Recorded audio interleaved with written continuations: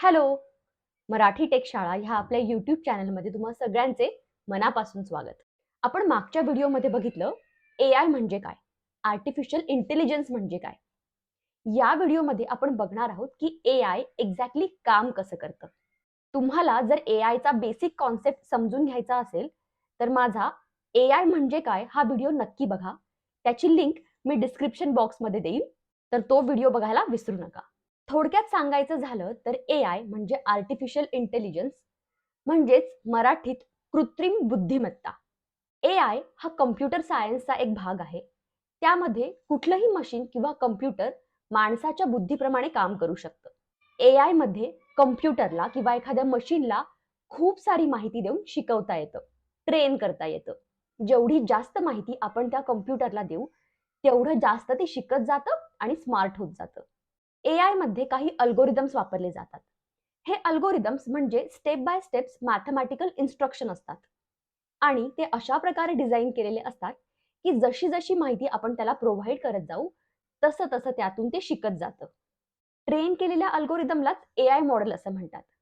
AI मॉडेलचा वापर एखादा प्रॉब्लेम सॉल्व्ह करण्यासाठी, एखादा निर्णय घेण्यासाठी किंवा काही प्रेडिक्शन किंवा अंदाज वर्तवण्यासाठी केला जातो. चला तर मग जाणून घेऊया की AI काम कसं करतं.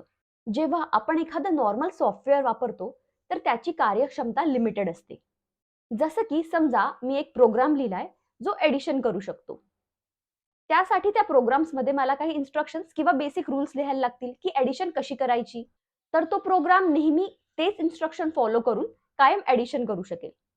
जर मला मल्टिप्लिकेशन किंवा एखाद्या नंबरचा वर्ग काढायचा असेल तर मला काही एक्स्ट्रा रूल्स किंवा इन्स्ट्रक्शन त्या प्रोग्राममध्ये ऍड करायला लागतील. तो प्रोग्राम स्वतःहून काही नवीन गोष्टी अडॉप्ट नाही करणार किंवा नवीन काही नाही शिकणार. पण AI प्रोग्रामिंग मध्ये आपण कॉग्निटिव्ह स्किल्सवर फोकस करतो. कॉग्निटिव्ह स्किल्स म्हणजे आकलन क्षमता. जसं की मनुष्य मेंदूचा वापर करून एखाद्या गोष्टीचा विचार करतो, एखाद्या गोष्टीवर लक्ष केंद्रित करतो, काही गोष्टी लक्षात ठेवतो, समोर असलेली माहिती समजून घेतो, आपल्या पूर्व एक्सपिरियन्सचा वापर करून काही निष्कर्ष लावतो. यालाच आकलन क्षमता असं म्हणतात. तर AI प्रोग्रामिंग मध्ये आपण आकलन क्षमतेवर जास्त भर देतो. मग ह्या आकलन क्षमता किंवा कॉग्निटिव्ह स्किल्स कोणते? पहिलं, लर्निंग. यामध्ये आपला प्रोग्राम माहिती कलेक्ट करतो किंवा असलेल्या माहितीवरून शिकत जातो आणि आपल्याला हवं ते आउटपुट मिळवण्यासाठी मदत करतो. हे लर्निंग जनरली 3 प्रकारे केले जाते: सुपरवाइज्ड लर्निंग, अनसुपरवाइज्ड लर्निंग आणि रिइन्फोर्समेंट लर्निंग. सुपरवाइज्ड लर्निंग मध्ये आपल्या AI अल्गोरिदमला आपण लेबल्ड डेटा सेट इनपुट म्हणून देतो. लेबल्ड डेटा सेट म्हणजे मी ऑलरेडी माझ्या अल्गोरिदमला सांगेल की जर हे इनपुट असेल तर त्याचं हे पर्टिक्युलर आउटपुट आहे. फॉर एक्झाम्पल, समजा मला जर ॲनिमल रिकग्निशनसाठी माझ्या AI प्रोग्रामला ट्रेन करायचं असेल, तर मी ऑलरेडी काही ॲनिमल्सचे फोटोज प्रॉपर लेबल करून अपलोड करेल. जसं की this is camel, this is elephant आणि माझ्या प्रोग्रामला ट्रेन करेल.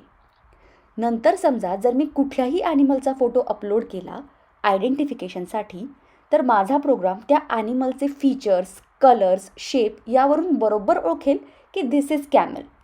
दुसरं अनसुपरवाइज्ड लर्निंग, जिथे आपण इनपुट डेटाला लेबल नाही करत. यामध्ये मेन गोल असतं की इनपुटचं पॅटर्न समजून घेणं. Third, reinforcement learning. यात सभोवतालच्या परिस्थितीला अनुसरून आपले AI मॉडेल बेस्ट पॉसिबल निर्णय घेण्याचा प्रयत्न करतं आणि यात बऱ्याचदा ट्रायल आणि एरर मेथड वापरली जाते. या डायग्राम वरून तुम्हाला समजू शकेल की सुपरवाइज्ड लर्निंग मध्ये आपण लेबल केलेला डेटा आपल्या AI अल्गोरिदमला देतो आणि ट्रेन करतो. अनसुपरवाइज्ड लर्निंग मध्ये आपण अनलेबल्ड डेटा AI मॉडेलला देऊन ते ट्रेन करतो. आणि रिइन्फोर्समेंट लर्निंग मध्ये सभोवतालच्या परिस्थितीनुसार AI मॉडेल ट्रेन होऊन डिसिजन घेतं. आता हे झालं लर्निंग कॉग्निटिव्ह स्किल बद्दल. दुसरं कॉग्निटिव्ह स्किल आहे रिझनिंग. यामध्ये आपला AI प्रोग्राम जी माहिती अवेलेबल आहे ती वापरून काही निर्णय घेऊ शकतो किंवा काही कन्क्लुजन काढू शकतो. जसं की हेल्थकेअर इंडस्ट्रीमध्ये डायग्नॉस्टिक AI सिस्टीम वापरली जाते. जिथे पेशंटचे सिम्पटम्स बघून आणि आधीच्या पेशंटचा डेटा वापरून रोगाचं निदान केलं जातं. तिसरं कॉग्निटिव्ह स्किल आहे सेल्फ करेक्शन. यामध्ये आपण आपलं AI मॉडेल अशा प्रकारे डिझाइन करतो की काही फीडबॅक घेऊन आपण आपलं अल्गोरिदम किंवा AI मॉडेल फाईन ट्यून करतो, जेणेकरून आपल्याला ॲक्युरेट रिझल्ट मिळेल. जसं आपण आपल्या चुकांमधून शिकत जातो तसंच. समजा तुम्ही टेस्लाची fully automatic self driven car वापरत आहात, तर ती कार कंटिन्यू नवीन रस्ते, आजूबाजूचा परिसर यावरून कारचे बिहेवियर ॲडजस्ट करत राहते आणि जास्तीत जास्त सुरक्षित आणि सेफ ड्राईव्हचा प्रयत्न करत राहते. चौथं कॉग्निटिव्ह स्किल आहे क्रिएटिव्हिटी. या ॲस्पेक्टमध्ये आपला AI प्रोग्राम काही स्टॅटिस्टिकल मेथड्स आणि काही AI टेक्निक वापरून नवीन इमेजेस, नवीन म्युझिक, नवीन आयडियाज जनरेट करू शकते. तर अशा प्रकारे AI प्रोग्रामिंग कॉग्निटिव्ह स्किल्स म्हणजेच आकलन क्षमतेवर फोकस करतं. आणि यामधून तुम्हाला एक गोष्ट नक्की समजली असेल की जेवढी जास्त माहिती किंवा जेवढा जास्त डेटा आपण आपल्या AI मॉडेलला देत जाऊ, तेवढं जास्त स्मार्ट ते होत जातं आणि ॲक्युरेट रिझल्ट देत जातं. AIला वेगवेगळ्या माध्यमातून डेटा मिळत असतो. आपण इंटरनेट वापरतो, Instagram वापरतो, वेगवेगळे ॲप्लिकेशन वापरतो. तसंच वेगवेगळ्या इंडस्ट्रीमध्ये पण खूप प्रकारचा डेटा असतो. हेल्थ केअर क्षेत्रात पेशंटचा डेटा असतो, शिक्षण क्षेत्रातला डेटा, ट्रॅफिक सिग्नलचा वाहतुकीचा डेटा आणि अशी असंख्य प्रकारची माहिती आपण AIला देऊ शकतो. मग जर AIकडे इतक्या मोठ्या प्रमाणात इतका जास्त डेटा येत असेल, तर विचार करा AI किती पॉवरफुल होऊ शकतं आणि मनुष्यापेक्षाही खूप जास्त स्मार्ट आणि इंटेलिजंट बनू शकतं.